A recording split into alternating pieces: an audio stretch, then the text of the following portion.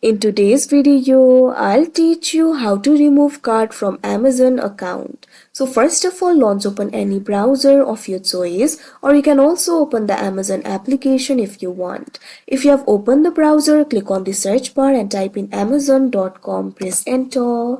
After you do that, you'll be led to the official website of Amazon. Initially, you'll be led to this kind of interface. Make sure you're logged into your account. So in order to remove your card, what you have to do is hover over this option account and list that you can see on the screen. Now you'll be able to find various options over here. Click on this option account that you can see on your screen.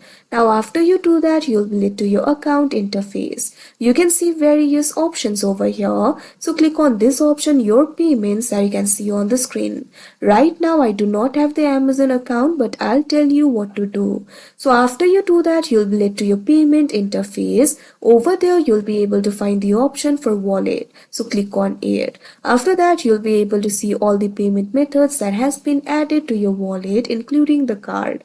So simply find the card that you want to remove, so click on that card and you'll be able to find the option for edit. What you have to do is click on it. Now you'll be able to find the option for remove from wallet. What you have to do is click on it. After that, simply follow through the prompts in order to confirm the removal.